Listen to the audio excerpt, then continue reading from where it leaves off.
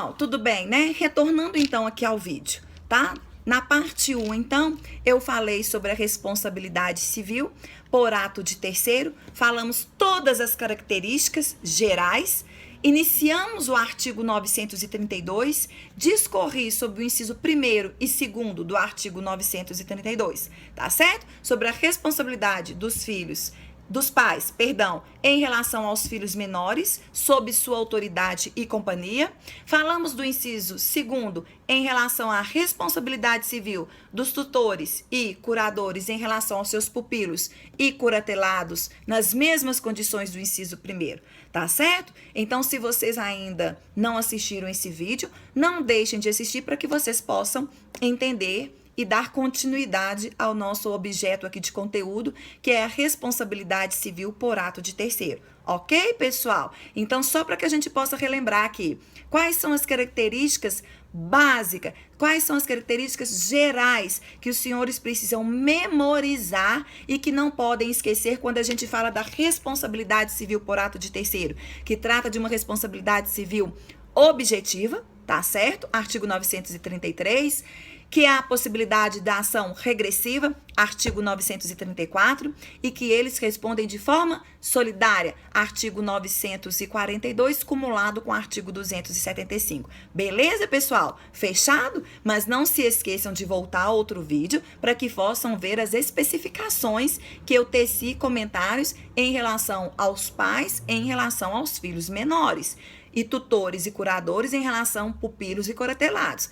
Beleza? Volto aqui, então, no rol taxativo do artigo 932, no inciso 3º, que dispõe que os empregadores irão responder pelos atos praticados pelos seus serviçais, prepostos, empregados no exercício de sua função laboral. Então, veja, os empregados respondem de forma objetiva por algum evento danoso efetuado por algum serviçal, por algum preposto seu, no exercício de sua função. Responsabilidade objetiva prevista de forma expressa ao Código Civil. Atenção, galera. Sabe por quê?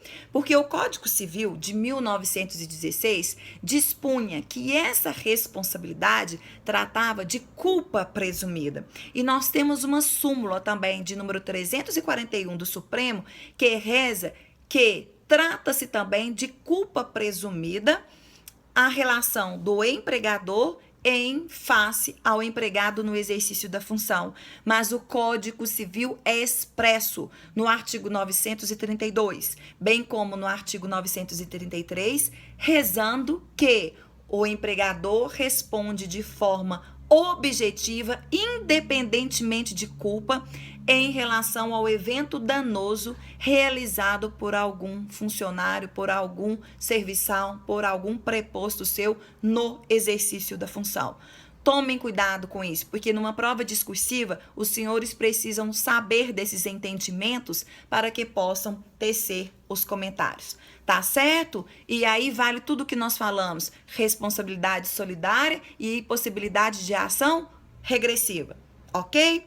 Bom, nós temos o artigo 932, no inciso 4º, que dispõe que os donos de hotéis, os donos de hotelaria, que hospedem por dinheiro, tá? Respondem pelos atos das pessoas ali inseridas.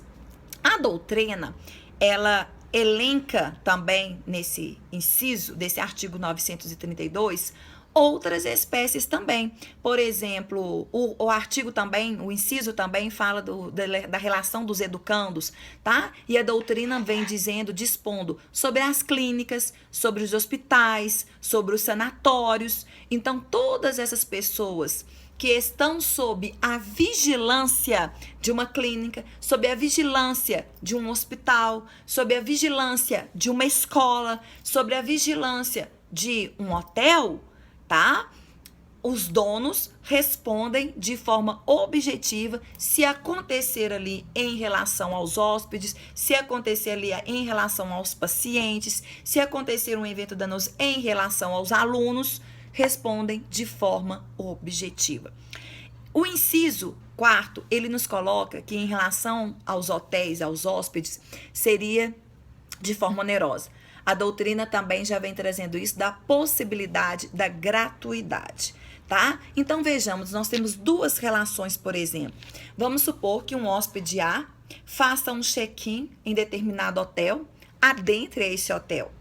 E então, num dia de prazer, de luxo dele, ele numa beira da piscina, ele lendo um jornal, uma revista, de mão ali com o celular, ele sai para tomar uma água, tá? E deixa seu celular juntamente com seus pertences. E quando ele retorna, seus pertences não estão mais ali, seus livros não estão, seu celular não estão. Responsabilidade objetiva do hotel, tá? Pode ter a indenização, pode ter acontecido esse evento danoso por um outro hóspede que ali estava, pode ter acontecido por um próprio funcionário, independentemente de a pessoa que realizou o evento danoso, mas realizou o evento danoso dentro das dependências daquele hotel. O hotel, então, portanto, possui responsabilidade objetiva.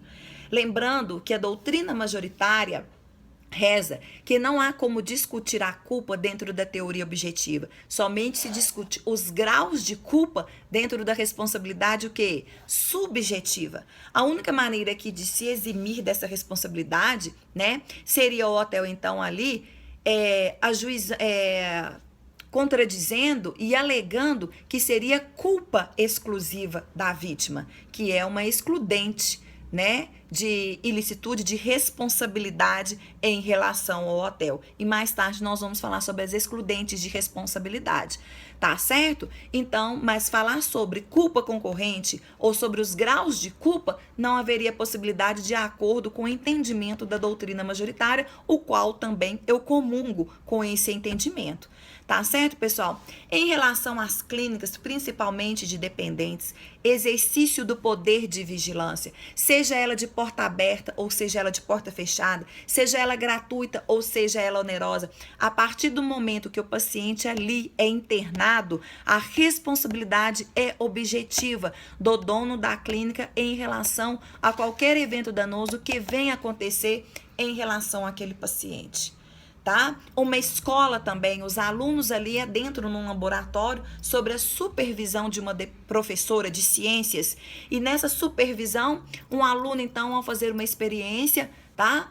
Ateia fogo, é queimado, sofre uma lesão, responsabilidade objetiva da escola, porque a escola exerce o poder de vigilância.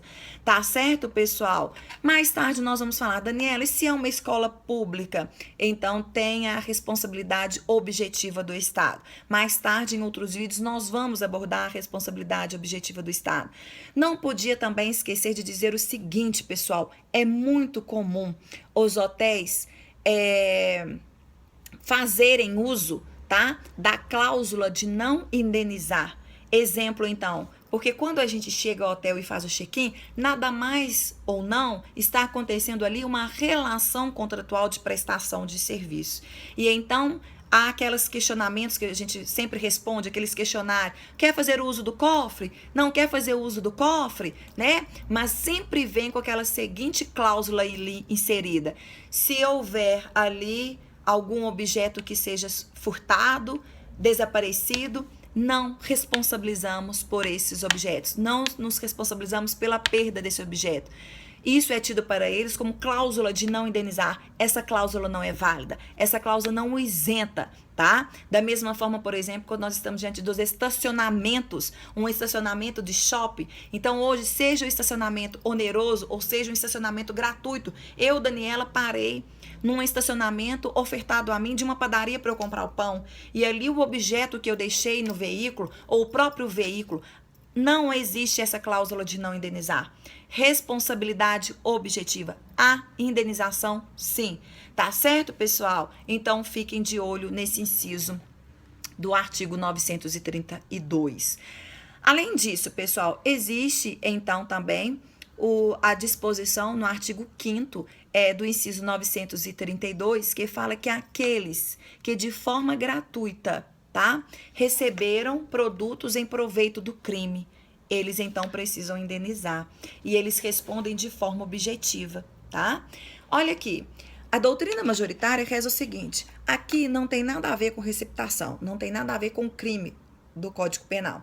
A pessoa realmente recebeu algum objeto, proveito de crime, mas ela realmente é inocente. Ela não sabia, ela não tinha conhecimento nenhum ou algum de que aquele objeto recebido era um objeto em virtude de crime. Então, nada tem a ver, é uma responsabilidade civil realmente. E aí, então, ela responde de forma o quê? Objetiva. Se os senhores lembrarem, se vocês recordam do que nós falamos sobre a indenização, aqueles que não viram, vão nos vídeos que eu falei sobre da indenização.